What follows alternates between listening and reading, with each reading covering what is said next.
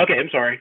Dr. Wilkins received his PhD from Indiana University Department of Folklore and Ethnomusicology in 2016, and he's an author of the upcoming book, Welcome to Houston Hip Hop Heritage in Hustletown. That's slated for release by University of Illinois Press in summer 2023. You want to pick that up for sure.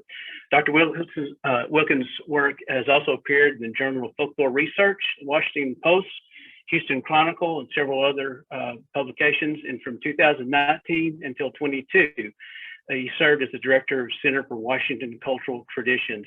It's a program that seeks to document and preserve the traditional culture of Washington State. And prior to that, his connection to Tennessee, Dr. Wilkins served as the state of Tennessee through the positions at Humanities Tennessee and Tennessee Arts Commission's Folk Life program, and that's how I got to know him.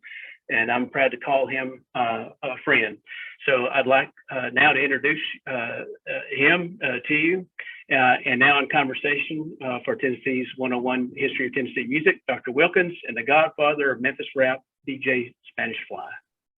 Thank you. Thank you for that wonderful introduction, Sean. I'm going to try to share my screen real quick because I have a brief introduction. Let's see. There we go.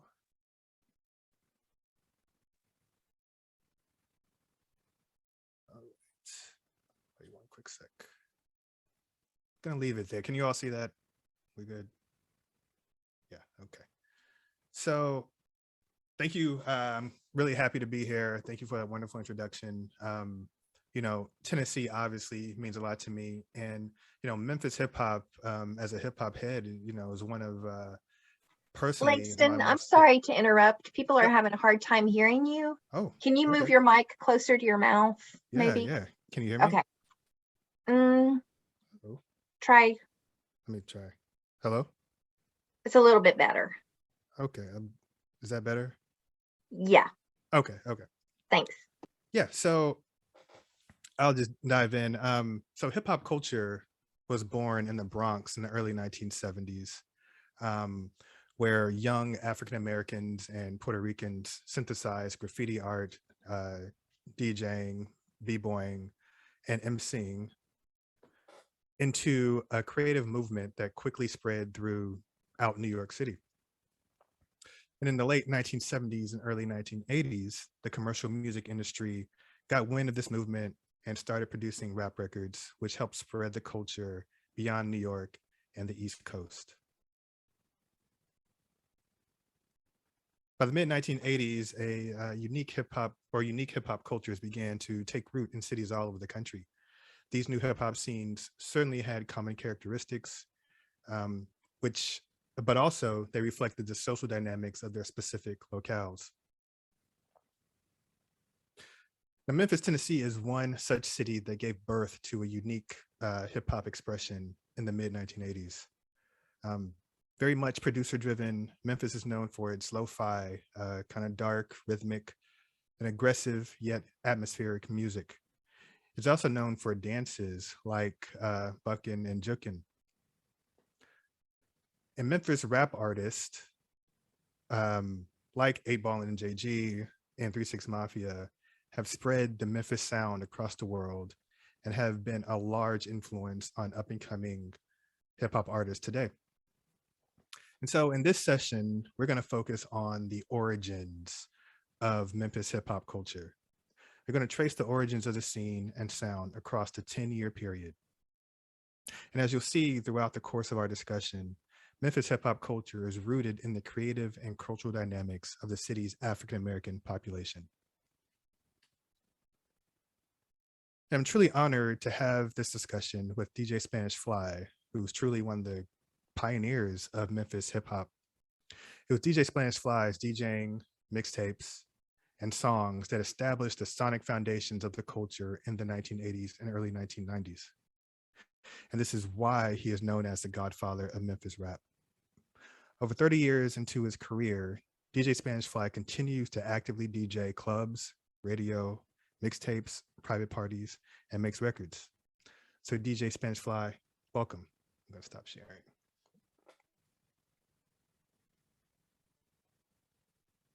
I think you're muted.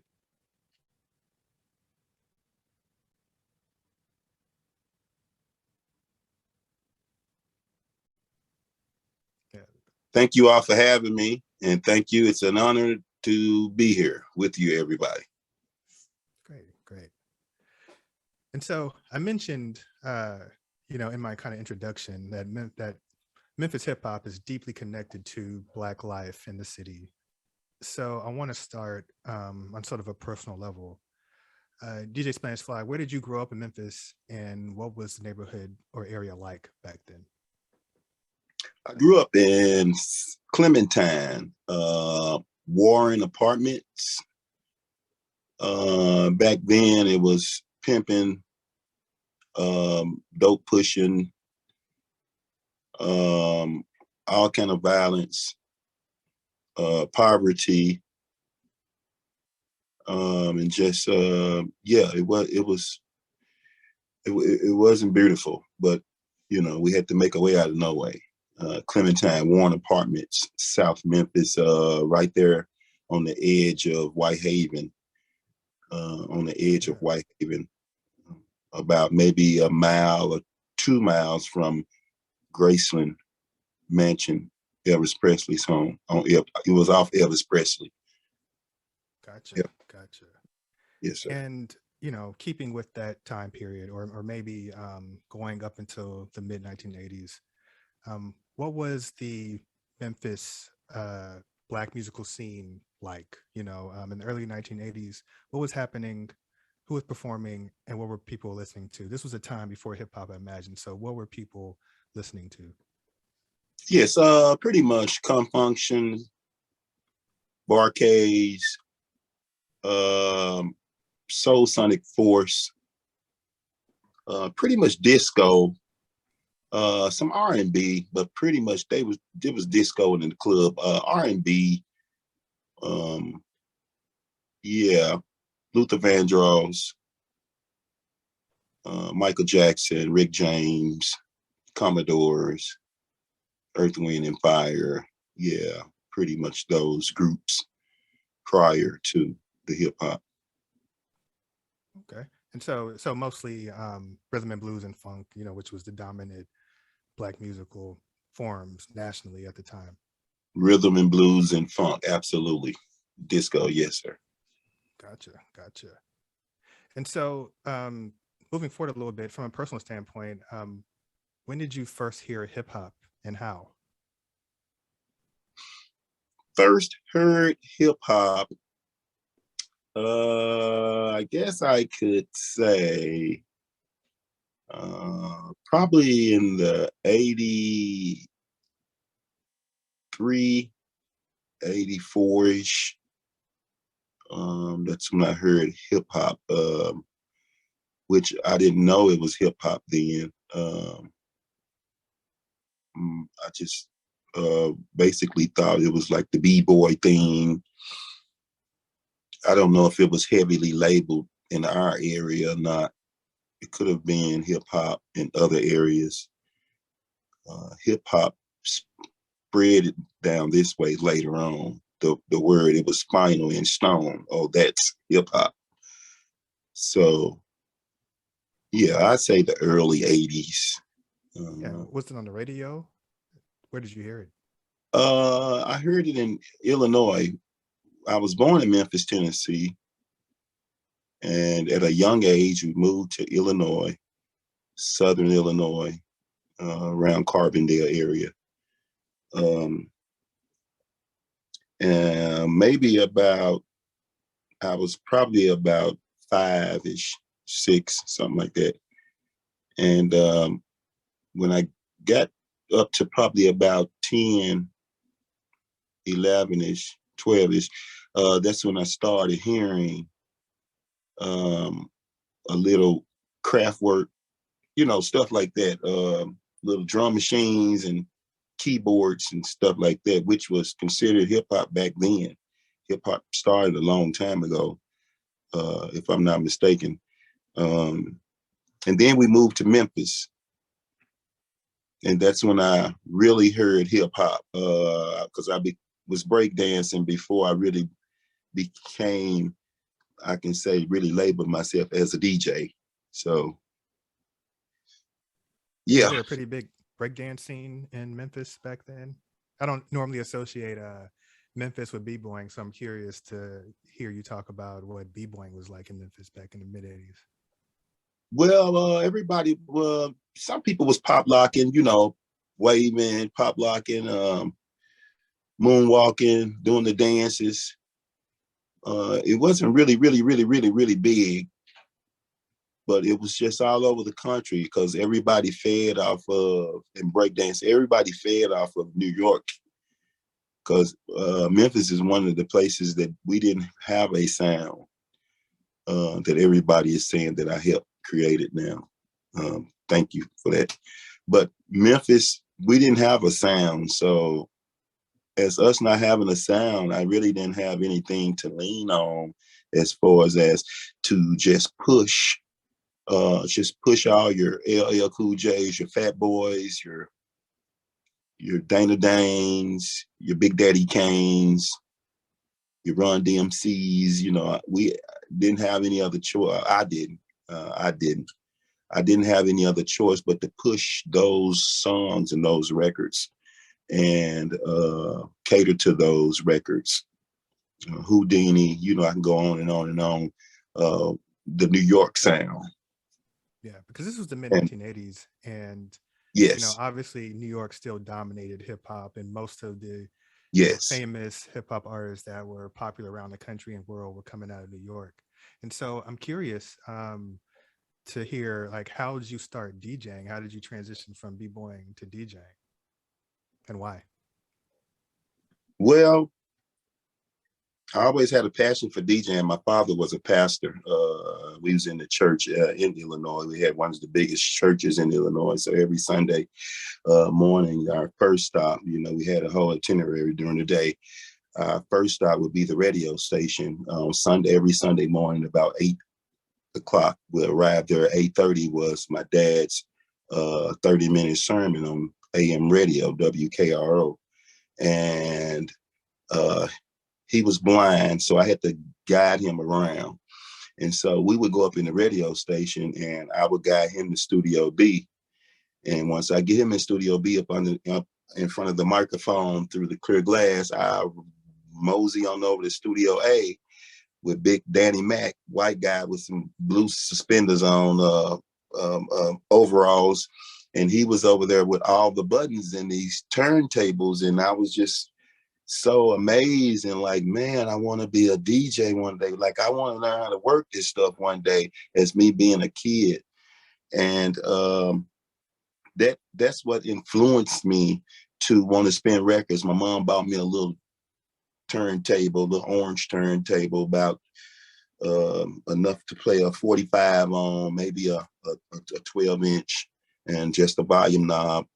And I used to play in the kitchen for them all the time, just play records. We had only one record shop to go to, and I used to just play records, and they'll just be jamming to me, playing records in Illinois. So, like I say, I was dancing too at the time. And so we moved to Memphis, and when we moved to Memphis in Clementine, we had to catch the bus to school. And the bus, we was actually bused. They was busing kids to the white neighborhoods. I went to Evans Elementary out by Overton High School, where I also went to. We went to Evans Elementary. So we had a long bus ride from South Memphis to East Memphis, where it was white dominant out in the East. But I guess it was some kind of program Memphis was doing where, the black kids, a few of them can ride out there and integrate with them. So anyway, on the bus ride, my mom bought me a little boombox for Christmas.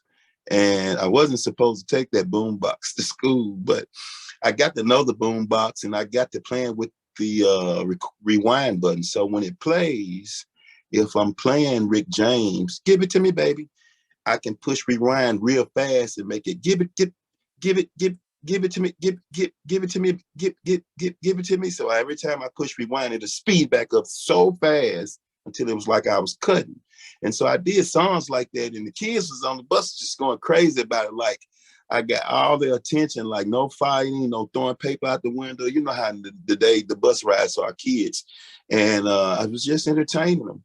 And so I just started liking the the feedback I was getting, I was pleasing everybody. I'm always a person to take care of people, so I guess that was in me. And so I just started DJing, and so I went from there and started playing with turntables over to some of my other family members' house, and ended up catching on a little bit to the belt drive turntables, putting plastic on them, not having a mixer, just a record, and just playing with it and moving it and scratching it and just playing with it. And I had a friend over in Clementine named Tyrone Smith, and his mom them pretty much bought him everything he wanted. Like he was a blessed kid, and he had wanted 2 turntables and a mixer. So I went over his house, and me being the kid who's DJing for everybody already, I went over his house and just got to started knowing the equipment and just started scratching, and we set up the speakers up on the porch upstairs and the turntables and mixers, and just started entertaining the neighborhood right there in Warren Apartments in Clementine. And I got better and better and better and better and better at it. And yeah, that's how I started DJing. That's how I started DJing right there. It's basically me just loving how everything was coming together, and all the, excitement, and the people just love it. And having a big, imagination, because I mean, sitting there and playing with the boombox, right, and realizing that you can get different kind of sounds out of it. I mean, that takes a lot of imagination and innovation. So I wanted to point that out Yes. as well. And so, for a lot of Southern hip hop scenes, I studied Houston, but it's true for all of the South. DJ culture was kind of the first to really like take over musically in terms of hip hop. And so I'm wondering, outside of yourself, back in like the late 1980s, I mean, who were some of the notable, Memphis DJs, and what kind of like, where did they play in different clubs? Is that kind of where the scene was back then?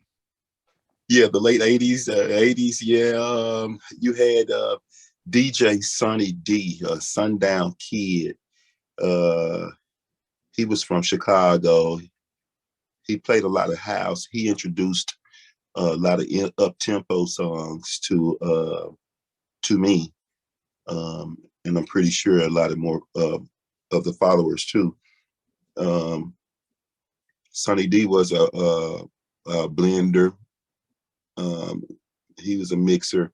DJ Sonny D, Sundown Kid, rest in peace to him.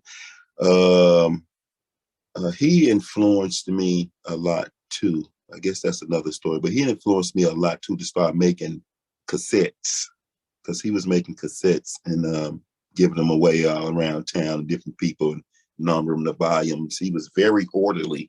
He was a very orderly DJ. Like, he was very orderly. That's one of them. You had another one named Rizzy Von Zipper. He was a DJ. You had Disco Hound, Ray the J. Let me see, Al the Bandit. Then you had a guy named Soul Searcher. And of course, you had Melvin the Cooking Jones, Stan Bell. So you had some DJs out, but I don't believe all of them wasn't mixing. They was just dropping a song or whatever. But Sonny D and Rizzy Von Zipper is a couple of guys that came out during. Gotcha. And keeping with that, I'm curious, if you are a fan of Southern hip hop, especially the scenes in New Orleans and Memphis. I mean, the Trigger Man beat, right? I mean, that song, that sound, it's present in so many different records across several decades, and it's instrumental in the sonic foundations of Memphis hip hop. Trigger Man is a piece of a song taken from a song called Drag Rap by the Showboys. I think they're from Queens, New York, but it became like the foundations of the sound in Memphis. And I think, if I'm reading correctly, you was really the pioneer of making that sound central. So can you just talk about that? Can you talk about how you discovered the Trigger Man and why and how it became so instrumental to the sound of Memphis hip hop? Well, like I say, Memphis didn't have a sound. We was all piggybacking off of America, the disco,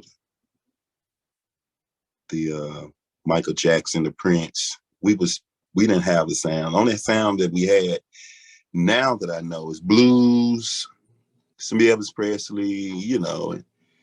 So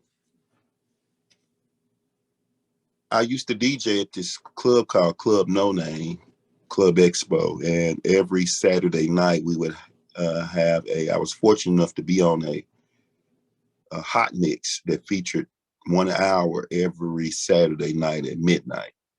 It was called the Club No Name, Club Expo, Saturday Night Live, Budweiser hot mix. Budweiser was sponsoring it.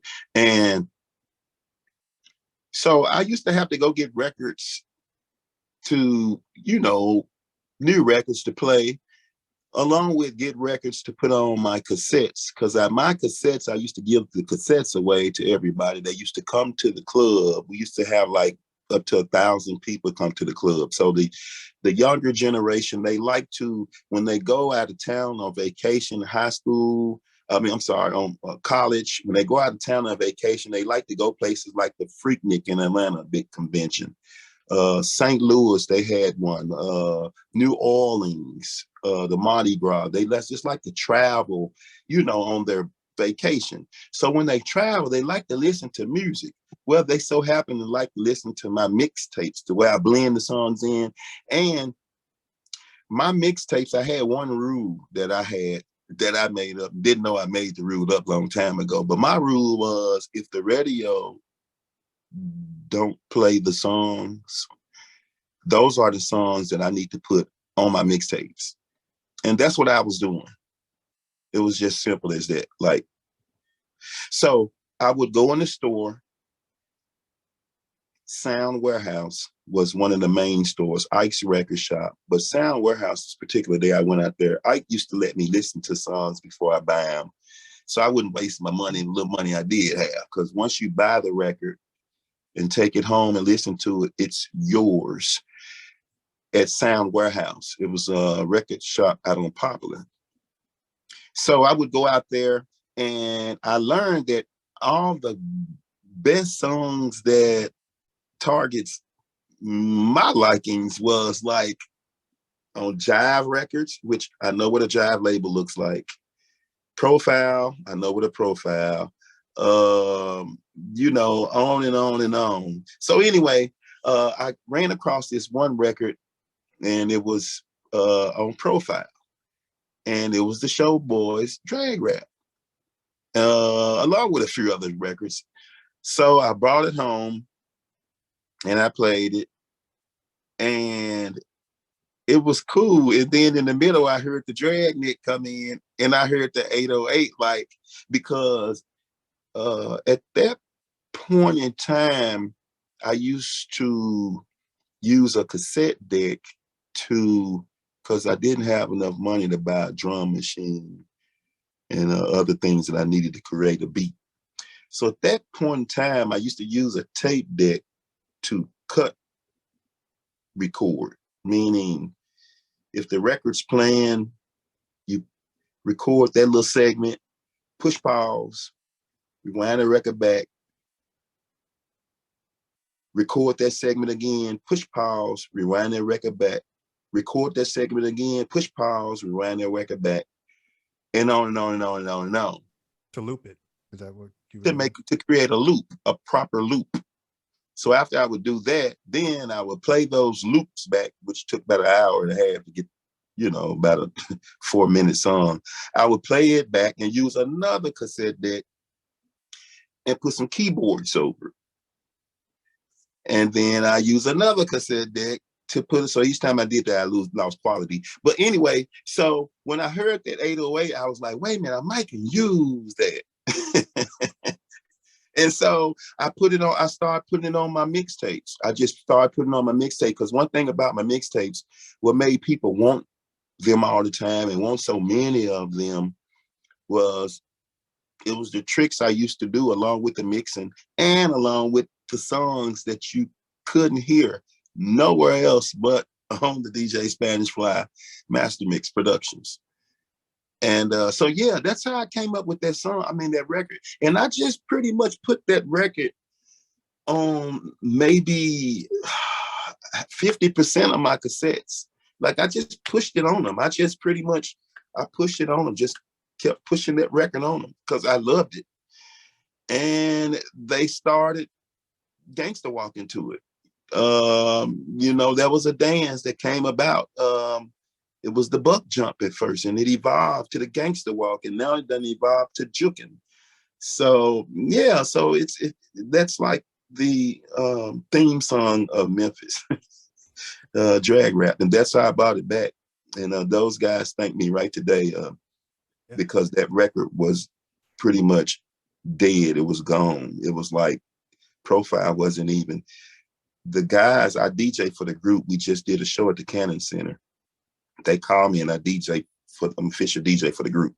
And they told me, the guy at Profile told them that we didn't even know that record was still surfacing. Like, we didn't even know, like, so. That's truly incredible. And I just can't overstate how important, your use of that record is. I mean, I can't conceptualize Southern hip hop in general, without the use of that, that piece of the drag rap, without that dragnet sample, and so, everyone should understand how important, this man's contributions to just hip hop in general is. So salute to you for that. Yes, because, of course, people like Chris Brown is sampling it now. I mean, everybody is sampling that song right now. Like, everybody, I can call more and more names, like, is sampling that song. Juvenile sampled it on Bag That Up. I mean, I can go on and on. It's a lot of big, successful artists that's sampling that drag rap song that I broke years ago. Like, it's just amazing. Right. I mean, it's like truly making something major out of, not nothing, but like a record that was just kind of at the time somewhat forgettable. They weren't even marketing it, but you turned it into like a legendary record that influenced so many different records and scenes across this country. Mm-hmm. One thing you mentioned earlier, and I just find interesting, and it's also true for other Memphis-based artists, was that you were raised in the church, right? And yes. From what we, know about Memphis hip hop, at least the stereotype of it is that, it's really dark. There's at least for a few groups, there's some subject matter that's kind of dark, right? And so you don't like readily like associate Memphis with Memphis hip hop with, spirituality. But I know that, Juicy J of 3 6 Mafia, and, he was raised in church too. So I'm just kind of curious. I'm wondering how, your mixtape's really dark too, right? You kind of set the foundations for that. So how did such dark sounds, emerge in Memphis, or how did you come up with them, in the midst of being, having a deeply religious background and coming from a deeply religious community? How did those dark tapes come from a spiritual space? Well, like I said, I was raised in the church, and our church, we had music sessions. Like every other church, every Sunday morning, you got the regular, the regular Sunday school, and then, Sunday morning, and then the Sunday 11 o'clock service. So once a month, maybe I'll say, they had a music, like a concert, where bands would come from Memphis to Illinois, St. Louis to Illinois, and you'll listen to like maybe 3 or 4 groups sing, and they'll sing like 7 or 8 songs, and they'll be playing the drums, the guitar, and they had a microphone, like the Blind Boys in Mississippi, the Southern Harmonizer, Lee Williams, and guys like that. When I was little, was my dad's best friend, like my dad's best friends.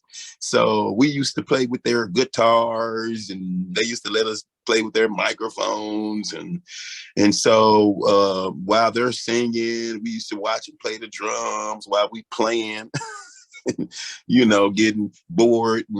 But it would be concerts like that. And while we were there, little did I know that became a part of me. Like when I'm creating tracks and beats now, that's how I get into it and really feel it and do it, because it brings me back to the live gospel concerts with them just and they just jamming. That's how they doing. Music so loud, and so so I guess that's in me, and that's what makes my music dark. And it's a feeling. Like sometimes I shed tears when I'm making tracks because it sounds so amazing. It sounds so amazing. It's so touching. And I guess you're right. It's dark. It's a feeling that you get. Yeah. No, that's actually pretty incredible, because I think a lot of people who don't really know this history and know the music would like to, draw a sharp line between, spiritual music and spirituality and the hip hop that comes from anywhere, but especially Memphis. But it sounds like to me, your brand of music and what eventually became known as the Memphis sound in some ways was inspired by the church. And so I just think that's really, really important for people Absolutely. to know.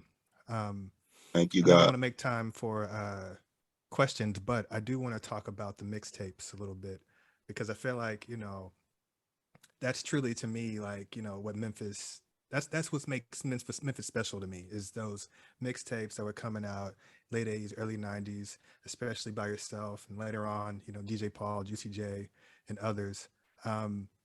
So, those tapes, from what I understand, were a mix of local records, a lot of stuff coming from other parts of the South, stuff coming from the West Coast as well. And, your music, you put your music on those tapes, and it was really, like we kind of talked about, slower, bass heavy, loop driven, lo-fi. So I'm really, can you take me through the origins of the mixtape game in Memphis? And, how did you, in these mixtapes, to, kind of determine or develop your signature sound? Well, like I say, Sonny D was a DJ who was DJing at this club before I got, on board with the group that was DJing. It was Disco Hound, Ray the J, and you had Sundown Kid. Those three guys was DJing. And when I came along, I was pretty much doing another style. Sonny D was, me and him were different. We was doing the same thing.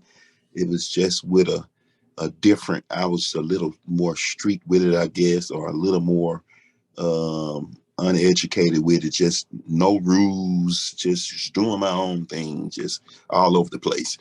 Like I say, he was very organized. So anyway, Sonny D used to make cassettes, and he used to label his, and he used to have them at the front door when people come in, and he used to have a suitcase with him at the parks everywhere. And he kept telling me, like, Fly, you need to put a mix on tape, man. You need to put a mix on tape and start doing it. And I was like, well, okay, I guess, and never did it until Sonny D, he had to go back to Chicago. So he left us.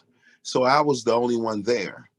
And I started doing the Budweiser Club No Name Hot Mix. And I, had to basically put cassettes up there for the people because they kept asking me. And so I just put something together, a mix together. But prior to that, I would make my own songs and put them at the beginning, because at the Club No Name, I used to rap, have this one little rap that I do, and just record it and put it on the cassette. And it just went from there. And you just start giving them away, you know. But Sonny D inspired me to start doing the mixtape thing. And then after me, other people started coming after me, like the early 90s, the late 90s. They just started doing what I was doing. It was very successful as far as giving treats to people, giving the cassettes away and getting your name out there, because the cassettes was traveling all over, like they were bootlegging these cassettes. And I heard a guy told me it's a guy in Atlanta bootlegging your cassettes. And I was like, really? I need to go find him. But back then, that's the way I felt. But now, if it wasn't for the bootleggers in Atlanta, the bootleggers in St. Louis, the bootleggers here in my own city, bootlegging my cassettes, I probably wouldn't be sitting here in this interview right now. You know, back then it was like, let's go find this guy, let's lock him in the trunk. But you know what I'm saying? But like I said, it's if it wasn't for those guys, you know, I wouldn't probably even be here. That's why I love them guys. And I love everybody who ever bootlegged my cassettes and made money off of them. Yeah, they made money off of them. They were selling them. I had one store to tell one of the bootleggers that got back to me and was saying like, hey man, we're paying our light bill on nothing but DJ Spanish Fly cassettes. It was a stereo shop. And they was like, we're paying our light bill off of nothing but the cassettes. And I was like, wow, that's huge for back in the late 80s, you know, 89, 88. And so yeah, I basically was having fun with it all as being a kid. I started DJing at 16, 17. And yeah, I basically was just having extra fun, riding a wave. Like I was on this cloud, like a lot of things I neglected, you know, in my life. Not bad. I was right on the line, but I was on this cloud. Like I was living like P. Diddy back then, back in the 80s. Like I'm serious. Like, and yeah, I was just having fun. Thank God. And thank God I'm still here to share and to still create. Thank God I'm still here. And I love y'all. Yeah. For sure. You know, it's funny, you know, that you mentioned Atlanta, because I feel like, you know, there are things that you were doing on those mixtapes and later Memphis DJs were doing on those mixtapes that you can still hear in Atlanta music right now, right? So, I mean, truly, like you all were the trendsetters, the innovators that are still continuing to inspire new and younger hip hop creators, you know, to this day. So, you know, much respect for that. And yeah, so maybe ASAP Rocky, Rihanna's boyfriend, he remixing my shoes. Yeah, so that's real big. Right? That's real big. That's about as big as you can get. You know, I mean, keeping with that, you know, by the mid 1990s, I mean, we saw artists like 8 Ball MJG and 3 6 Mafia, you know, begin to like sign to major labels and, you know, spread the Memphis sound nationally and internationally. And so, and obviously things have only grown since then. 3 6 Mafia got Oscars, and the Memphis scene is still super, super influential. I mean, you know, artists like Young Dolph, rest in peace, and Yo Gotti, and on down to Duke Deuce, who I like a lot. I mean, still a very impactful, awesome scene. So I'm wondering, you know, what's been, in your opinion, as the pioneer, as the godfather of Memphis rap, what's the lasting impact of Memphis hip hop music on Memphis and the larger hip hop landscape? The lasting impact, honestly, it's never gonna end. Like I started it. I'm not tooting my own horn. Trust me, I'm just going by what everybody is saying. It's all good. And the tabloids and the magazines and the Netflix series, the Adidas. I'm just going by what I'm hearing too, because I mean, yes, I tried to be a successful artist at one time and could see myself going a long ways into the industry. But you got to remember when rap music started, when I was making those songs that's so valuable now, back in the 87, 86, 88, rap music wasn't supposed to last nothing but 3 years. It was in stone. Like it went all the way up to the White House, the Capitol, like 3 years. Like they banned Two Live Crew. They banned me off the radio for playing Two Live Crew. It was a big issue. And so like we were like, oh, I told you we're not gonna never be anything. I told you. And so for it to evolve and come back around being one of the #1 selling genres, should I say?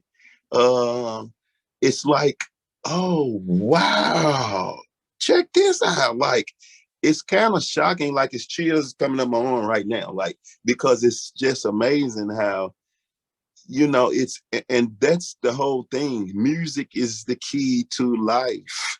Like music, Donald Trump loved music. It's some kind of music he loved. And everybody want to say he's the baddest guy on the earth.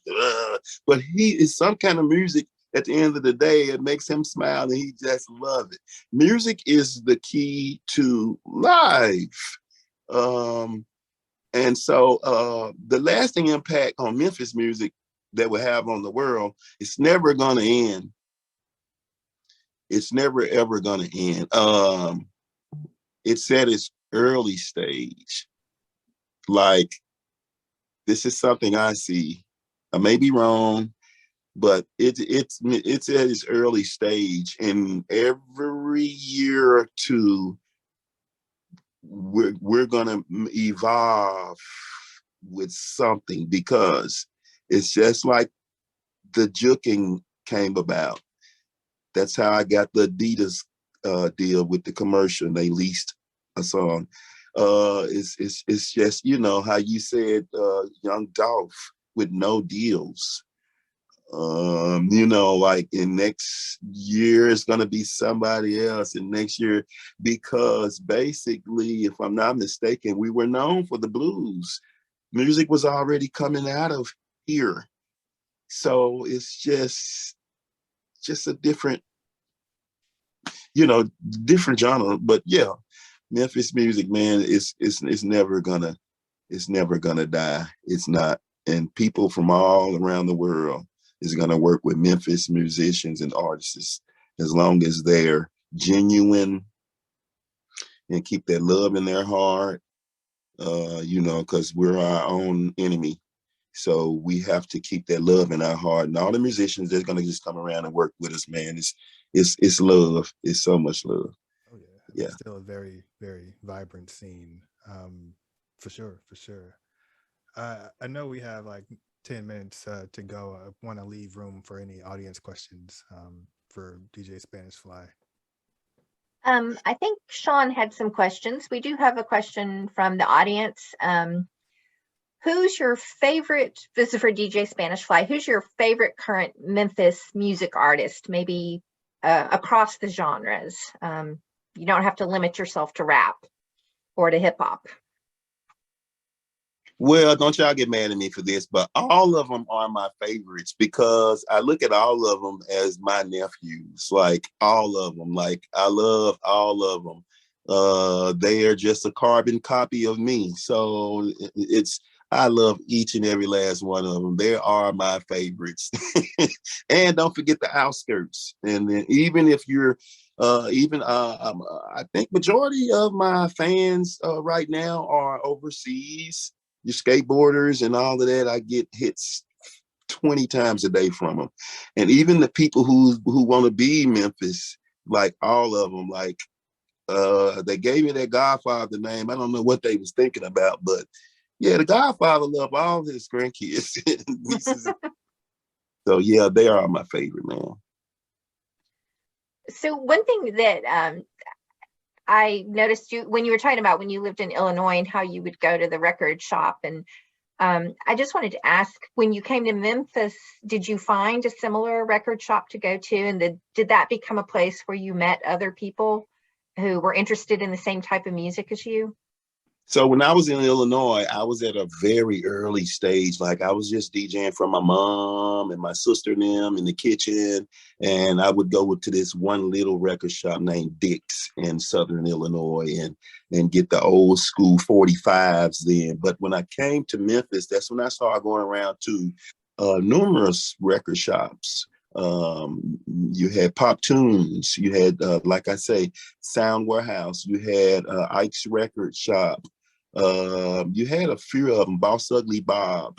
A couple of them would let you open up the records and listen to them, determine on the spot if you want. But a few of the big chain ones, they didn't allow that. So I had to buy them. Yes. Yeah, I think that's something we'd like to discuss in one of our upcoming lectures, is the real importance that a local record shop can have to a music scene and how it can really bring people together so that you meet like-minded people and you kind of develop a rapport with the staff there. And it really helps create the scene to have local shops like that. Absolutely. Absolutely. That was like, I couldn't wait. Oh, today is record shop day. Yeah, Tuesdays, right? Yep. Yeah, Tuesdays. That's when you go. All the new music is released then. So I know Sean has some questions for us. I just want to remind everybody about the Padlet, which is the resources. And so we do have 2 playlists on there if you want to listen to some of the music that we've been talking about. And then also a link to our guest's website as well. So Sean, I'm going to let you ask your questions now. Yeah, we're running out of time, so I don't want to take up all the time in case somebody else has a question. But there was one thing that I was fascinated with listening to you talk about. When people think about Memphis music, I think they think about, it being a media center, with Stax Record and Sun and all that sort of stuff, and all the marketing and distribution that goes with a label like that. But listening to you talk about the your early days with almost a do-it-yourself quality, with the boombox and the rewind and all that, just the innovation and all that. It feels like Memphis rap partakes of an older tradition and older Memphis tradition of a do-it-yourself sort of thing with the juke joints and the Tennessee and Mississippi Delta and the clubs on Bill.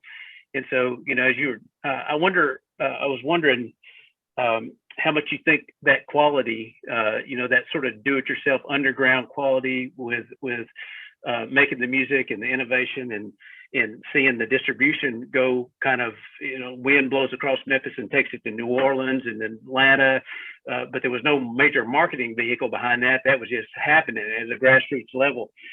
How much was that sort of grassroots sort of do-it-yourself quality in the music? How much did it inform the development of the music? I mean, would it have been way different if there'd been a lot of recognition earlier of what was going on and money pumped into that? How different would it have been? It would have been a big difference because when I started, there was no rules, there was no regulations, there wasn't even a sound. I didn't even know what I was doing. I was just having fun. And that's why I say hats off and I commend the bootleggers who was actually making money from duplicating 1,000 cassettes, taking them to Dyersburg. I'm getting these shows in Como, Mississippi. I'm getting shows in like I say, Knoxville, different places. I'm getting shows, and I'm like, how do these people know about me?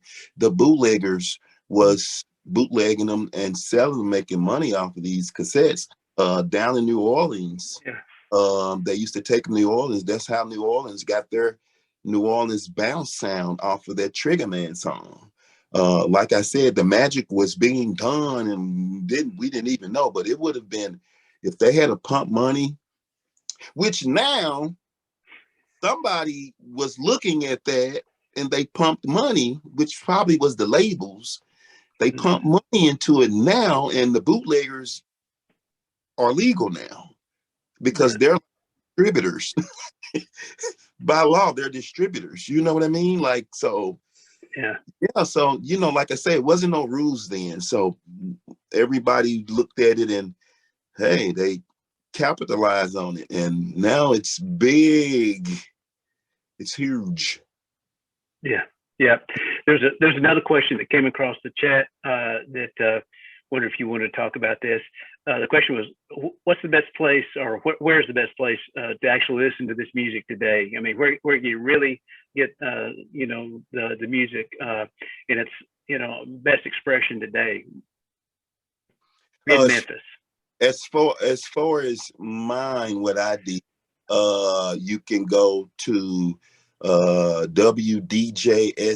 radio, and every night at 11 p.m. It's the DJ Spanish Fly mini concert. And coming soon, after I check with some of the artists, I'm gonna start easing in more of their songs that came after me. That was in the early 90s. But as far as mine, what you can hear, and it's explicit, it was made years ago, so don't knock me for the words that I'm saying. But anyway, yeah, WDJSF radio, and you can find it at djspanishfly.com. They're going to post some of that, I think, in the Padlet, so people can find that. Yeah. Yes, sir. Absolutely. I think we're almost out of time. One quick thing too.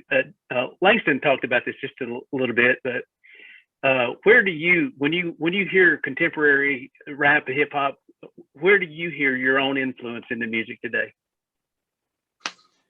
I hear it in all the tracks, all the beats, all the rap tracks, all the rap beats.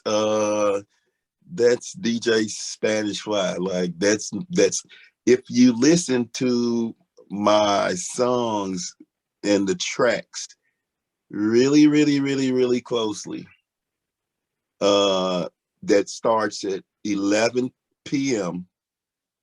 11 p.m., 12 a.m. on WDJSF radio. If you listen to the songs that I made back in 1986, 87, 88, then you would be like, oh, wow, he was before his time. Go listen to any trap music nowadays, and you'll hear a direct connection to DJ Spanish Fly and everything going on in Memphis. And I'm gonna say that publicly because people need to know that the biggest like hip hop genre now, I mean, I feel like stems from what he was doing and others were doing in the late 1980s in Memphis. So yeah. We have one last question here. I think we've got time to squeeze one more in for DJ Spanish Fly. Did you ever have a manager, and what advice do you have for someone who's looking to break into the music industry or become an artist themselves? Well, nope. I never had a manager, never had anybody advise me, never had any of that. But what I can say, if you're going into the music right now in this day and time, educate yourself, and you're going to make some mistakes. That's how you're going to learn how to get sharp. Make some mistakes. Trust me. Get a nice lawyer on your side. Be willing to pay him. And yeah, you do it all. I mean, do it all. I mean, upload your stuff on iTunes. Mix and master your stuff. Sing it. Make the tracks. If you can't, you know, release the tracks from somebody like my cousin Squeaky or me or anybody. Just these tracks. But make sure you know your business. It's not hard. And the way you're going to learn is you got to make some mistakes, just like driving a car. You're going to have an accident. You know you're going to have an accident, but you're going to remember what you did to not have an accident again. Don't go too fast or you're going to kill yourself. Just a little fender bender. And then, you know, but educate yourself, and you can do it. Trust me. And it's just over time, and stay consistent. Keep doing it, keep doing it, keep doing it. And in order to do that, you gotta love it. Like I did. I was just having fun. Trust me, I was just having fun. Okay, well, on that note, that's some good advice for all of us, no matter what career we're pursuing. Absolutely. But I want to thank our guests for tonight and remind everybody to tune in next month when Dr. Charles Hughes is going to be our speaker. He's going to talk about the Memphis, the country soul triangle, session musicians in Memphis, Nashville, and Muscle Shoals, Alabama. We're going to let a little bit of Alabama sneak in on that one. He's going to talk about race relations and making music, the session musicians that played in all three of those cities. So make sure you sign up for that. And thank you, everybody, for joining us. Thanks to our guests, and we'll see you next month. Bye-bye. Thanks. Bye. Bye.